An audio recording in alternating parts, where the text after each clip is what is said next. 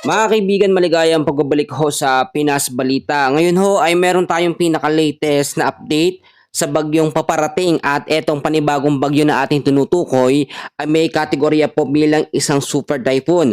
Tatawagin po itong bagyong Yuan kapag nakapasok na sa loob ng ating Philippine Area of Responsibility sa araw po ng Sabado ng umaga. Samantalang ang bagyong Tino naman ay nakalabas na ng ating Philippine Area of Responsibility. So lahat po ng mga detalye ay aalamin natin. Pero bago natin simulan, ako hihingi lamang ng pabor na i-like nyo yung video natin. Malaking bagay at suporta na po yun. Maraming salamat po. So tara, silipin pa rin po natin yung pinaka-live weather system na ating ginagamit. Ipapakita ko sa inyo mabuti yung pagkilos at galaw ng panibagong bagyo. So kung makikita ho ninyo sa pinaka-latest natin na system or weather system natin, ay dalawang bagyo pa rin actually ang minomonitor. At parehas na ito nasa labas ng ating Philippine Area of Responsibility. Ang bagyong Tino ay nakalabas na ng PAR ay ng madaling araw at itong panibagong bagyo naman ang ating minomonitor. So mamaya na natin tignan ang lokasyon ng bagyong Tino. Dito muna tayo mag-focus sa panibagong bagyong paparating o parating sa loob ng ating bansa. Ito kasi ay nasa kategorya ng super typhoon. So magiging super typhoon siya kapag naglandfall sa malaking bahagi ng Luzon. So ngayon, tignan po natin. Sa huli pong pagtatala, ang panibagong banta po ng bagyo, sa ngayon po ay meron po itong international name na Pung Wong. At kapag ito'y nakapasok na sa loob po ng ating Philippine Area of Responsibility, tatawagin po itong bagyong Huan. Huling hutong namata, pinaka-lokasyon ho niya ay 1,690 kilometers northeastern Mindanao. Bagamat nasa labas pa ito ng ating Philippine Area of Responsibility, naging ganap na ito na tropical storm category. At ito po yung may lakas ng hangin ngayon na 75 kilometers per hour at meron pong pagbugso na umaabot po sa 90 kilometers per hour. Medyo mabagal po yung kanyang pagkilos, nasa bilis po na 10 kilometers per hour pa northwestward po. So ngayon, yung mga lugar po na kanyang mga dadaanan ay titignan po natin at aalamin natin. Kung makikita ho ninyo ang sirkulasyon po ng hangin o yung nasasakop ng hangin ng panibagong banta ng bagyong ito na tatawagin bagyong Yuan ay masyadong malawak. So uling pagkatala nasa 900 to 1,000 kilometers po yung lawak ng kanyang hangin. Ang ibig sabihin po nito kapag ganitong kalawak po ang isang bagyo, kahit po hindi siya direktang tumama po sa kalupaan ng Luzon o example North Luzon lang siya, apektado lahat ng bahagi at masasakop din ito ang Visayas at ilang bahagi po ng Mindanao. Yung pinaka-trap or extension po ng kanyang hangin. Makikita nyo, malaki ho talaga yung kanyang tinatawag na ikot ng hangin o yung spiral clouds na ating tinutukoy or tinatawag. So ang bagyong Yuan ay papasok po sa ating Philippine Area of Responsibility bilang isang ganap po na typhoon category. So pagdating po yan ng Sabado ng alas 8 ng umaga, at agad-agad po yan mag-intensify into super typhoon category Sabado din po ng gabi. So yung pinaka-peak niya pagdating po ng Sunday ng alas 8 ng umaga bilang isang super typhoon na category.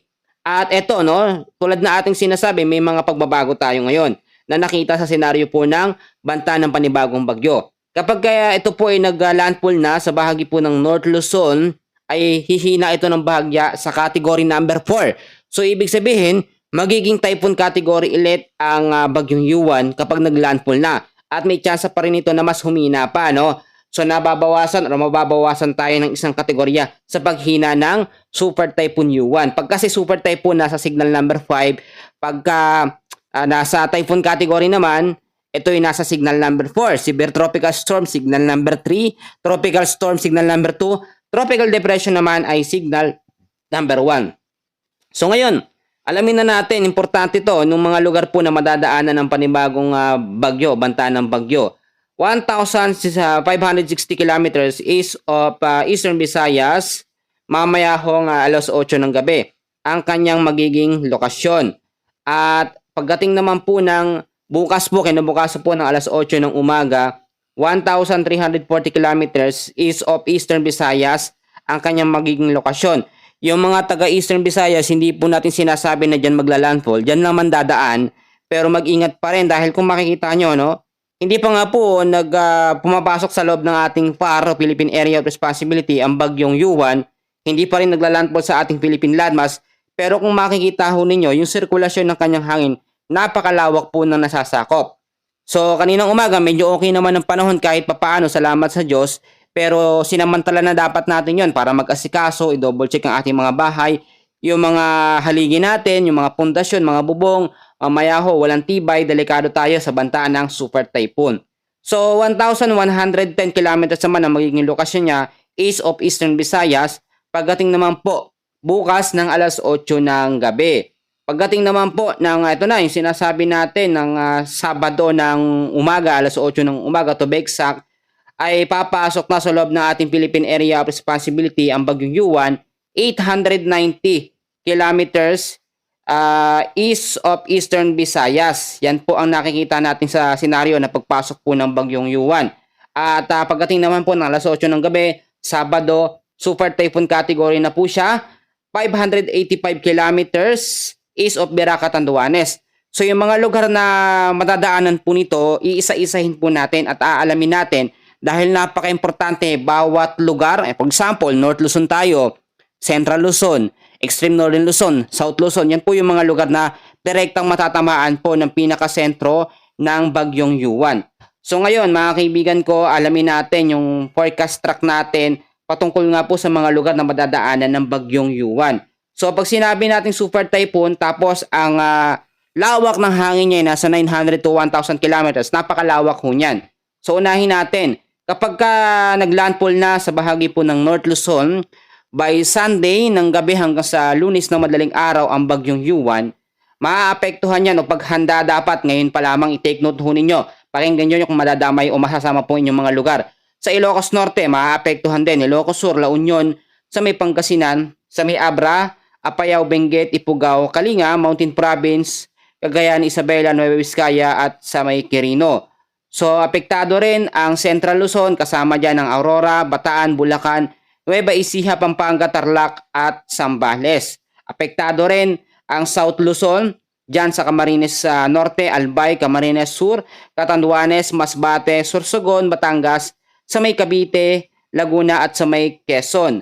Extreme Northern Luzon, apektado rin ng tropical extension po ng magiging bagyong Yuan o super typhoon category Yuan. Ang Batanes, Bubuyan Islands, Cagayan, Apayao, Kalinga. Yan yung mga lugar na nakikita natin sa ating advanced weather forecast na direktang matatamaan o maapektuhan po ng bagyong Yuan. At kung titignan nyo, sa ngayon kahit medyo kalmado ang panahon natin, hindi tayo dapat maging kampante. Basta may nakikita po tayong bagyo sa ating advanced weather forecast at meron po tayong mga update, dapat anumang oras, mahina man o malakas ang bagyo, dapat po lagi tayong alerto at nakahanda sa mga posibilidad po na pwedeng mangyari dahil ang panahon natin, ang bagyo ay pabago-bago po ng kilos at galaw. Mas maganda na ngayon pa lamang po ay nagkakaroon na tayo ng mga plano, plan A, plan B, plan C sa mga sitwasyon na dapat po nating gawin or paghahandaan natin. Actually, matindi rin yung naging pinsala po ng bagyong Tino dyan sa may Eastern Visayas, sa may Cebu City. Nakita naman natin, malapit kasi sila sa mga katubigan. So yung impact po nun matindi talaga. Ito naman po sa bahagi ng Luzon, medyo malayo naman ito sa karagatan, pero eto, hindi pa rin ligtas sa mga sitwasyon tulad na lamang pag merong super typhoon. May chance na matindi ang maging pinsala nito, may chance rin naman na ito ay mag-record pa, no? So mamaya, itignan natin yung mga senaryo. At mga kaibigan, lagi ko pinapaalala dahil ngayon meron po tayo banta ng super typhoon Yuan at Sabado ang pagpasok sa loob ng PAR. Dapat po lagi tayong maging updated sa lagay ng ating panahon. So dapat alam natin one by one, no, yung mga lugar na dadaanan, yan po talaga ang dapat nating tinitingnan. So manatili kayo nakaantabay sa ating update dahil tututukan po natin ang kilos at galaw ng panibagong bagyong Yuan o super typhoon Yuan pag nakapasok na sa araw po ng Sabado ng umaga. Yan muna pinaka-latest natin sa ngayon. Maraming salamat at God bless po sa inyong lahat.